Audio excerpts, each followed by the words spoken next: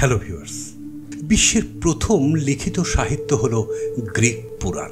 Greek সভ্যতার পূর্বে গ্রিকবাসী বিভিন্ন দেবদেবীকে বিশ্ব শক্তি হিসাবে বন্দনা করতেন। তারা বিশ্বাস করতেন এই দেবদেবীরাই পৃথিবীর প্রাকৃতিক সব ঘটনাকে নিয়ন্ত্রণ করছেন। মূলত অলিম্পাসে বসবাসরত প্রধান 12 দেবদেবীর কাহিনী নিয়েই লিখিত হয়েছিল গ্রিক পুরাণ। উপকথা অনুযায়ী দেবদেবীদের অলৌকিক শক্তি বিদ্যমান থাকলেও মননে ও গড়নে এরা ছিল মানুষের মতোই। কারণ দেবরাজ জিউস প্রমিথিউসকে মানুষ তৈরির আদেশ দিয়েছিলেন দেবতাদের আদলেই। মানুষের মতোই দেবতারা মনে পোষণ করতেন লোভ, লালসা, কামক্ষুধা, আবেগ, ভালোবাসা, হিংসা, ঈর্ষাপরায়ণতা ইত্যাদি। মানুষের মতো জন্ম নিয়ে বেড়ে উঠলেও মানুষের সাথে ছিল তাদের একটাই ফারাক, দেবতারা ছিলেন অমর। সোজা ভাষায় গড়নে এরা মানুষের মতো হলেও শক্তিমত্তা এবং সৌন্দর্যে এরা মানুষের চেয়ে ছিল উৎকৃষ্ট।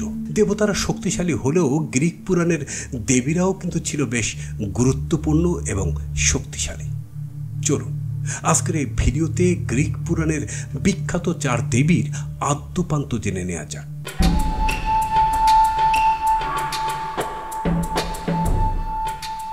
রূপে, গুণে, শৌর্যে, বীর্যে সমৃদ্ধ গ্রিক দেবীরা।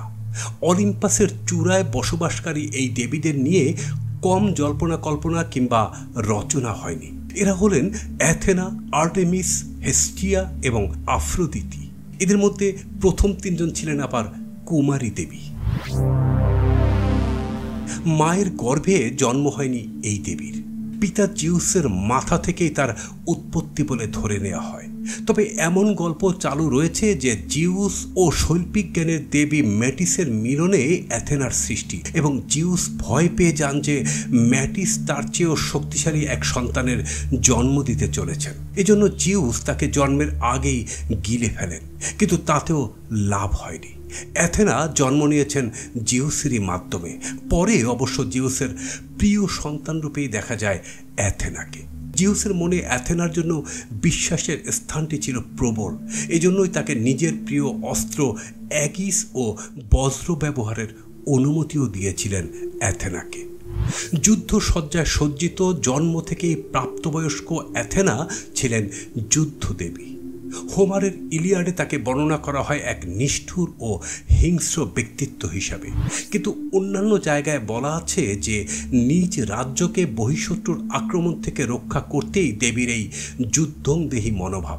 একই সাথে তাকে ভাবা হয় কৃষিকাজ ও কারিগরির দেবী, অর্থাৎ সৃষ্টি ও সংহার উভয় ভূমিকাতেই তিনি অবতীর্ণ হন ক্ষেত্রবিশেষ। অ্যাথেনার কার্যক্ষেত্র বিশাল। জ্ঞান, সাহস, অনুপ্রেরণা, সভ্যতা, ন্যায়, আইন, যুক্তিবিদ্যা, শক্তি, গণিত, শিল্প, চারু ও কারুকলা সর্বত্রই তার দক্ষতা অত্যন্ত প্রকট। তিনি বহুমাত্রিক এক দেবী। নগরের রক্ষণাবেক্ষণের ভারও ছিল তার উপরে। বিশেষত বিখ্যাত অ্যাথেন্স নগর ছিল তার আওতায়। অ্যাথেনার নামানুসারে নামকরণ করা হয় এই নগরটির, এমনটিও কথিত আছে ইতিহাসে। কুমারী পার্থেনাস নামেও ডাকা হতো এই দেবীকে, আর তার মন্দির পার্থেনন।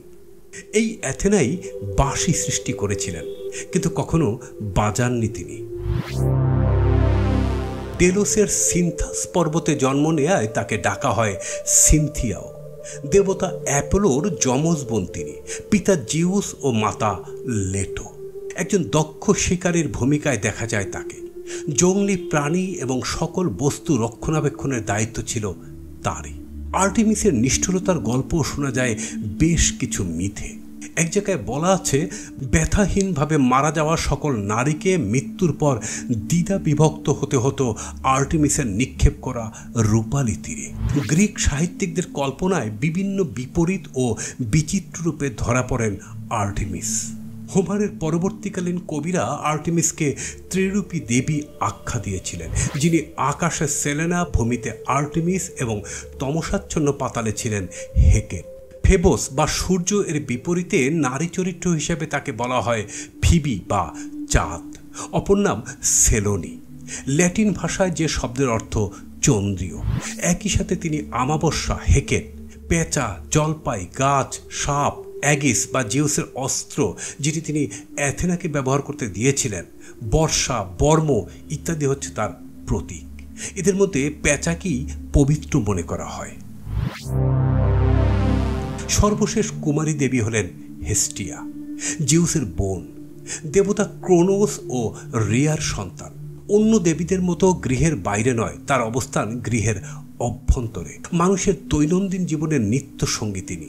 নবজাতক সন্তানের জন্মের পরপরই তার আশীর্বাদ প্রার্থনা করা হয়। প্রতিবেলা আহারের পূর্বে ও পরে তাকে স্মরণ করা হয়। তাকে বলা হয় স্থাপত্য, পরিবার ও খাদ্যের দেবী। প্রতিটি নগরে হেস্টিয়ার নামে একটি গণচুল্লি থাকে। সেখানকার আগুন বাইরে নেওয়া হয় না, সেখান থেকে নতুন বাসস্থানের জন্য আগুন নিয়ে যাওয়া হয় এবং এভাবেই আগুনের পরম্পরা বজায় থাকে। কিছু কিছু ক্ষেত্রে তাকে ধরা হয় দেবীদের মধ্যে সবচেয়ে নম্র এবং শান্ত। অন্যান্য জায়গায় তাকে বর্ণহীন বলা হয়, কারণ তার চারিত্রিক বৈশিষ্ট্যের তেমন কোনো বর্ণনা পাওয়া যায় না। ইলিয়ড ও ওডিসির লেখক হোমারের কাজগুলো থেকে হেস্টিয়া পুরোটাই বিলুপ্ত। তার দেখা মেলে অ্যাপোলোডোরাস, হেসিওড এবং ওবিডের রচনায়। প্রতিটি মন্দিরের প্রধান দেবতার সাথে হেস্টিয়ারও পূজা করা হয়। তাকে সিদ্ধি দেবী ধরা হয় বলে। সব কিছুর সফলতার আগে তাকে স্মরণ করলে কাজটি শুভ হবে, এই ধারণা থেকেই এই পূজার উদ্ভব হয়। হেসিওডের থিওজনি অনুযায়ী প্রেম ও সৌন্দর্যের দেবী হলেন আফ্রোদিতি। তিনি ছিলেন হাস্যপ্রেমী এক দেবী। দেবতা মানুষ নির্বিশেষে সকল পুরুষের মন হরণ করে নিতে পারতেন এক নিমিষেই। এক হাসিতেই তুচ্ছ করে দিতে পারতেন সকল রাজ্যজয়ীকে। হোমারের ইলিয়ড তাকে জিউস ও ডায়নের কন্যা বলা হলেও পরবর্তী গ্রিক সাহিত্যে তাকে সমুদ্র স্রোতের ফেনিলতা থেকে জন্মানো দেবী মনে করা হয়েছে। হোমারীয় স্তুতিতে তাকে সুন্দর ও স্বর্ণালী দেবী আখ্যা দেওয়া হয়। বেশিরভাগ মিথেই তাকে দেখা যায় হেফাস্টাসের স্ত্রী হিসেবে। তার একটি হংস রথ ছিল, যার মাধ্যমে তিনি বাতাসের গতি ভেদ করে সামনে এগিয়ে যেতেন। রূপের সাথে তার অহংকার ও ঈর্ষাভাবাপন্ন হৃদয়েরও দেখা মেলে বহুবার। তাকে কেউ একটু অমান্য করলে মেনে নিতে পারতেন না তিনি, প্রতিশোধ নিয়েই তবে ক্ষান্ত হতেন। সোনার একটি আপেল নিয়ে 3 দেবী আফ্রোদিতি, হেরা ও অ্যাথেনার মধ্যে প্রতিযোগিতা হয়েছিল। জিউসকে বিচারক করতে চাইলেও বিপাকের ভয়ে তিনি রাজি হননি। পরে ট্রয় নগরীর রাজার ছেলে প্যারিস সেবার বিচারক হলেন এবং আফ্রোদিতিকে জয়ী ঘোষণা করেন। গ্রিক পুরাণের অসংখ্য চিত্তাকর্ষক কাহিনীর অনেকটা জায়গা জুড়ে থাকেন এই দেবীরাই। তারা বিভিন্ন রূপে বর্ণিত, বিভিন্নভাবে আখ্যায়িত। কখনো দয়ার সাগর হয়ে তারা আবির্ভূত হন, কখনো বা সাধারণ মানুষের মতো, কিংবা তার চেয়েও বেশি নিষ্ঠুরতা ও ঈর্ষার হাতে বন্দী হন তারা। হয়তো অলিম্পাসের চূড়ায় বসে আজও এই দেবীরা চালাচ্ছেন ব্যক্তিগত কোন্দল। তবে সাহিত্যরস আস্বাদনের জন্য ভালো খোরাক ছিল এইসব চরিত্রগুলো। ভিউয়ার্স, ভিডিও সম্পর্কে কোনো মন্তব্য থাকলে কমেন্টস করে জানিয়ে দেবেন, আর ভিডিওটি ভালো লাগলে শেয়ার করে দেবেন। ধন্যবাদ।